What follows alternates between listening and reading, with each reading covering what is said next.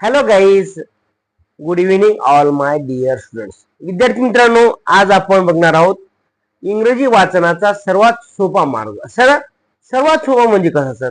म्हणजेच की विद्यार्थी मित्रांनो, आपण जेव्हा इंग्रजी वाचन करायला जातो, आता बरेच मुलं म्हणतात, पालक म्हणतात, सर माझा मुलगा 4थी-5वीला गेला आहे पण तेवढी इंग्रजी वाचू शकत नाही. सर, त्याचं मुख्य कारण काय असेल तर त्याचा बेसिक पक्का नाही. मग आज तुम्हाला मी बेसिक पासून ते इंग्रजी खडखड कसं वाचायचं हे तुम्हाला सांगणार आहे. मित्रांनो बघा, माझी एक विद्यार्थिनी आहे, एक छोटा व्हिडिओचा, वर्ग 3रीची. थोडं वाच बरं बाळा. My name is Samruddhi Santosh Borgad. Who are you? Student 1.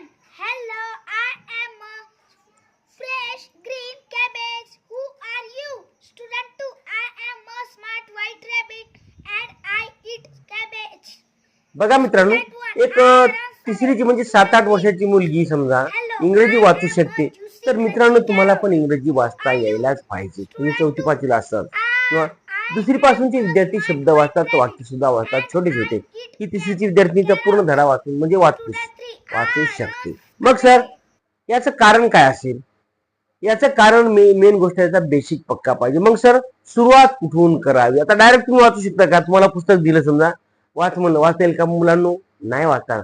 मग त्यासाठी तुम्हाला मी आज काही नियम सांगणार आहे, ते तुम्ही लक्षपूर्वक ऐकायचे. बघा, सुरुवातीला तुमच्या मुलांना काय आलं पाहिजे? तर तुम्हाला सुरुवातीला आली पाहिजे ABCD. आता सर, आता A B हे ABCD, आता हे सर्वांना येते ना? हो सर, येते. पण याला काय म्हणायचं? आता या ठिकाणी B ला काय म्हणतो आपण? ब. A ला अ, आहे का नाही?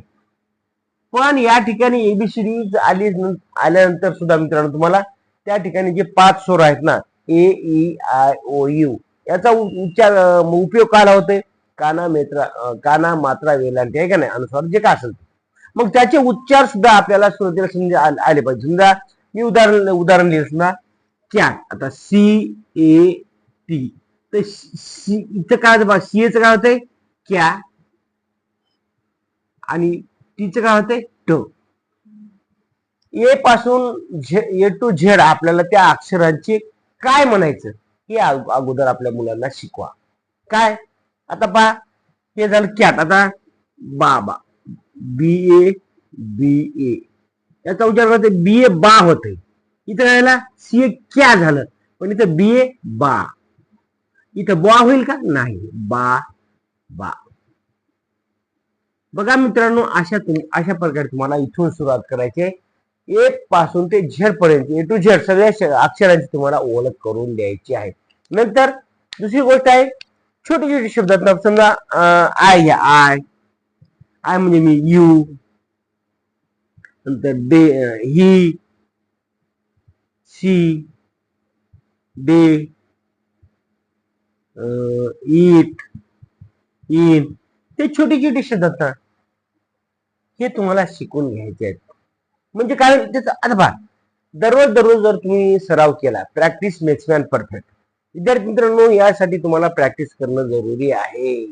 म्हणजे समजा आय म्हणजे I am a teacher, you are student, he is a clever boy, she is a very smart girl, beautiful girl, they are my friends. म्हणजे असे आपल्याला मित्रांनो या सर्व शब्दांचा तुम्हाला अर्थ समजून द्यायचा आहे, कशाला काय म्हणतात ते.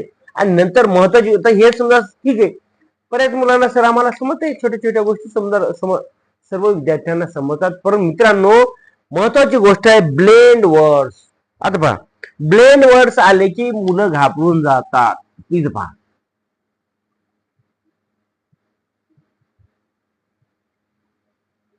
जेव्हा जोड शब्द येतात ना, तेव्हा मित्रांनो आपण घाबरतो. आता पहा, मी तुम्हाला महत्वाची गोष्ट आज सांगणार आहे मुलांनो. ही जर तुम्ही कम्प्लीट केली ना, ए पासून ते A to Z सगळेच Z पर्यंत, मग त्या ब्लेंड वर्डचा उच्चार कसा करायचा? आज पहा, आता बी पासून, आता एला तर नाही समजा, पण बी. आता बी घेतला शब्द, बी आणि आर, याचा उच्चार काय होतो मुलांनो? ब्र होते, ब्र. उदाहरण सांगू, एक्झाम्पल घ्या, ब्रॉड, BROD, ब्रॉड. मग याचा उच्चार काय ब्र झालं, हे झालं ब्रॉ ड, हे झालं ब्रॉ ड. मग अजून एखादा बी, आणि बी वरचा दुसरी शब्द काय करा मला कमेंट मध्ये सांगा सर. त्या बी पासून हे जोडलं त्याला त्याचा ब्लेंड वर्ड तयार होतो. नंतर घ्या ABC, CR होतं क्र, CR च काय होतंय क्र. मग याचा उच्चार पहा, CROSS. काय होईल याचा उच्चार, हे क्रॉ. हे CR च काय झालं क्र, आणि ओ आले व क्रॉस. लक्षात ठेवा, असा तुम्हाला उच्चार आपल्याला शिकायचा. म्हणजे काय करा तुम्हाला, की आपले ब्लेंड वर्ड्स आहेत ना, तुम्ही काय करा मित्रांनो, मोबाईलवरती गुगलवर जा आणि सांग, विचारा ब्लेंड वर्डची यादी. असं मराठी भाषेत बोला, तुम्हाला जसं बोलता येईल तसं बोला. मग तुमच्या पुढे असे शब्द येतील. नंतर BC झालं, ABCD, DR, ड्र, DR. याचं काय होते ड्र.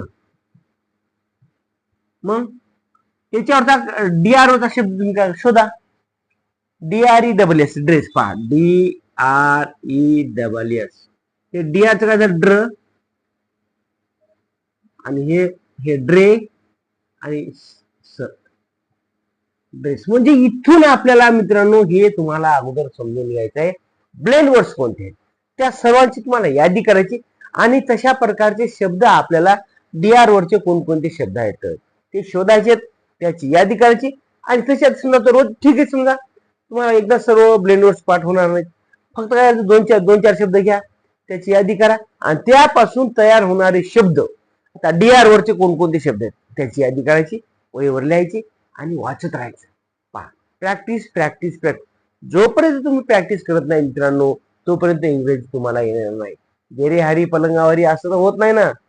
इंग्लिश गुरुने यावं तुम्हाला सर्व शब्द काढून द्यावे, DR वरचे, CR वरचे, BR वरचे, असं होत नाही. नंतर घ्या क्लीन, CL, हे काय होते क्ल.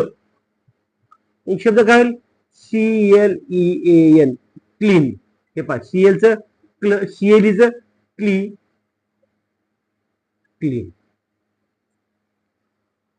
आलं लक्षात. आता फ्राय, FR घ्या, याचं काय होते फ्र.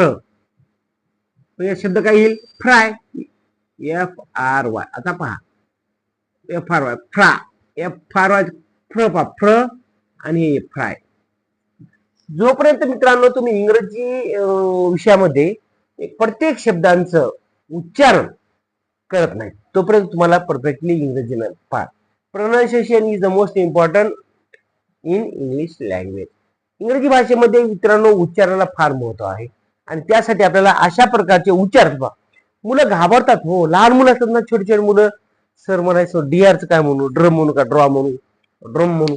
पण जेव्हा त्या DR च्या पुढे एखादा ई येतंय का ओ येतंय का यस आहे, काय जे असेल शब्द अक्षर, त्या अक्षरावरून त्याचा उच्चार ठरत असतो. म्हणून मित्रांनो जोपर्यंत तुम्ही प्रॅक्टिस करत नाही तोपर्यंत तुम्हाला येणार नाही. FR, FG, आता जी येते ग्ल,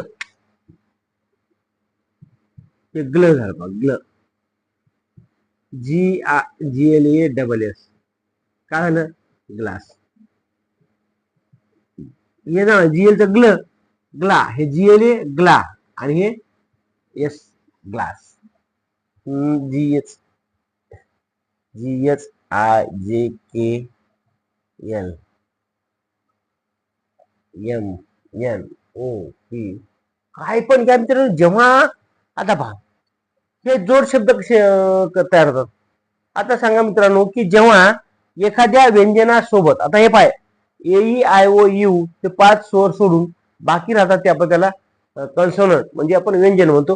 त्या व्यंजन, दोन व्यंजन आता हे व्यंजन, हे व्यंजन, हे व्यंजन, हे व्यंजन, व्यंजन व्यंजन व्यंजन व्यंजन व्यंजन व्यंजन व्यंजन व्यंजन, म्हणजे काय ते कॉन्सोनंट आहेत. म्हणजे मित्रांनो जेव्हा दोन कॉन्सोनंट सुरुवातीला सोबत येतात ना, किंवा जवळजवळ येतात, तेव्हा त्या ठिकाणी जोड अक्षर तयार होत असतं. पहा आता इथं बाबर CA, इथं जोड अक्षर झालं का नाही, क्या झालं. पहा BA ब्या, MA म्या, COW का का पहा. म्हणजे जोपर्यंत मित्रांनो तुम्हाला हे अक्षर समजत नाहीत, जोपर्यंत तुम्हाला ब्लेंड वर्ड समजत नाहीत, त्याचबरोबर ए पासून ते झेड पर्यंतचे सर्व अक्षरांचे उच्चार आणि त्याला काय म्हणायचे. आता आज सुरुवात करा मित्रांनो. ABCD पासून ते झेड, ए पासून ते झेड पर्यंतचे सर्व अक्षरांचे उच्चार लिहून घ्या. येत नसेल तर मला कमेंट करा, सर मला हे समजत नाही. 100% तुम्हाला मी सहकार्य करणार आहे विदाउट एनी मनी. म्हणजे पहा, 1 रुपया इथे लागत नाही. आपल्याकडे फ्री आहे, फ्री क्लास आहे. मित्रांनो व्हिडिओ आवडला तर नक्की शेअर करा. Thank you for watching. धन्यवाद. Good bye.